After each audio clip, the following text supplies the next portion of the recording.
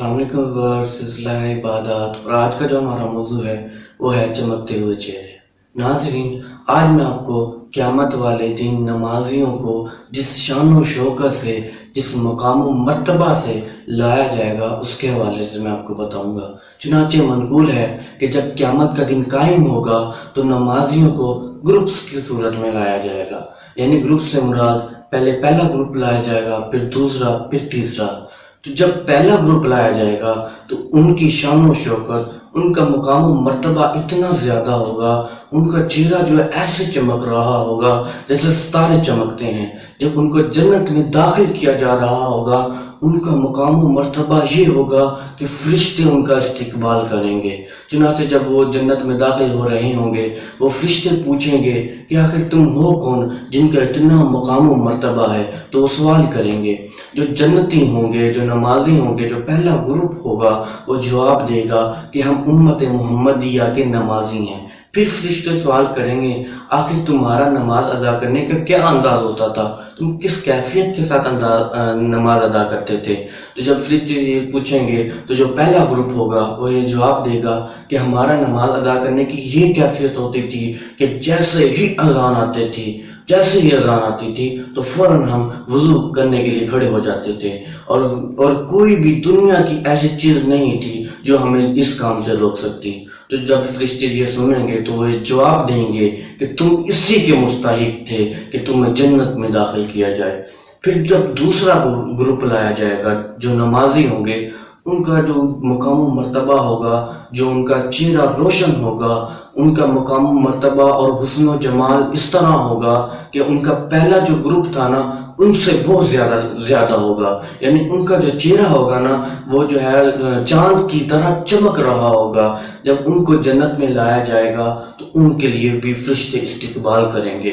جب فرشتے ان کا استقبال کر رہے ہوں گے تو ان جنتیوں سے سوال کریں گے، جو دوسرا گروپ ہوگا نمازیوں کا، جب وہ داخل ہو رہے ہوں گے تو فرشتے سوال کریں گے کہ آخر تم لوگ کون ہو جن کی اتنی مقام و مرتبہ، حسن و جمال ہے؟ جب وہ پوچھیں گے تو جو دوسرا گروپ ہوگا نمازیوں کا وہ یہ جواب دے گا کہ ہم نمازی ہیں، ہم نماز ادا کرتے تھے۔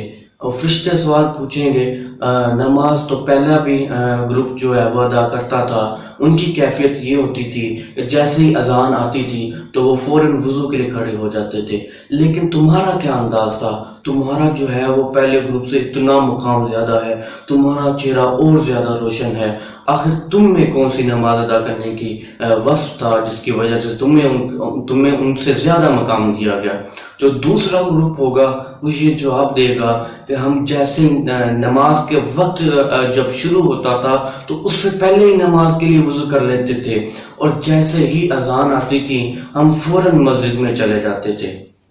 چنانچہ جب فرشتے یہ جواب سنیں گے تو وہ کہیں گے کہ تم اسی بات کے مستحق تھے کہ تمہیں جنت میں داخل کیا جائے۔ پھر جب تیسرا گروپ لایا جائے گا، جب تیسرا گروپ آئے گا تو ان کی شان و شوکت، ان کا مقام و مرتبہ جو دوسرا گروپ تھا اس سے بہت زیادہ ہوگا، اور ان کا جو چہرہ ہوگا، ناظرین دیکھیے کہ ان کا جو چہرہ ہوگا وہ آفتاب کی طرح چمکے گا، اتنا ان کا چہرہ چمک رہا ہوگا۔ پھر ان کے جب وہ جنت میں جا رہے ہوں گے ان کا استقبال فرشتے کریں گے۔ فرشتے استقبال کرتے ہوئے ان سے سوال کریں گے آخر تم لوگ کون ہو؟ تو وہ جو تیسرا گروپ ہوگا وہ یہ جواب دے گا کہ ہم امت محمدیہ میں نمازی ہیں۔